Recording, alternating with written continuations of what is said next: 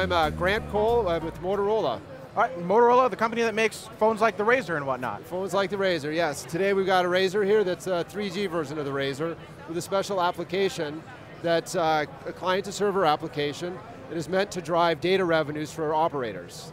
And so how are you doing that?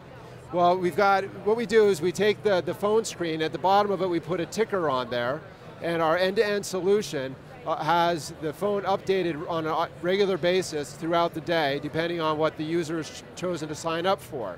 The key here is that since we put a ticker right on the main screen of the phone, all the user needs to do is open up their phone and they have zero-click access to data services. One of the big problems that operators have had is that they spend a lot of time and money introducing different services, but nobody knows about them and they're very hard to find.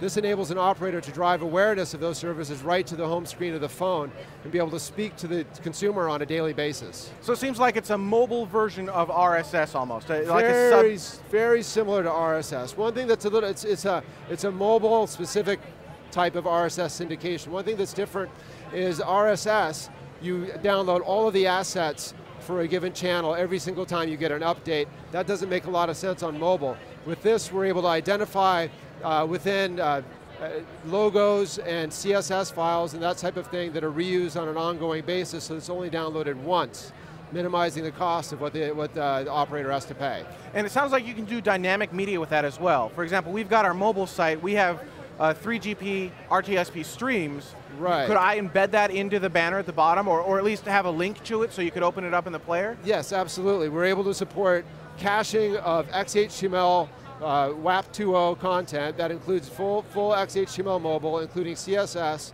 so you have the content providers have very good control over their branding and what they can do from a graphical presentation.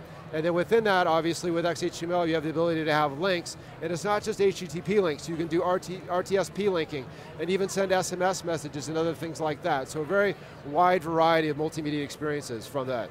So who controls this? Is this going to be just something where the advertisers are just going to start pushing ads to me constantly? No, not at all. This is an operator service. So the operator, they have the dashboard, they control what content is in the catalog so that as a user I can go and customize the service as I like. They've also got the ability to send down some advertising. They like the idea of being able to advertise what new services they're spending time rolling out, and as a subscriber, I might find value in that because otherwise how would I know about it?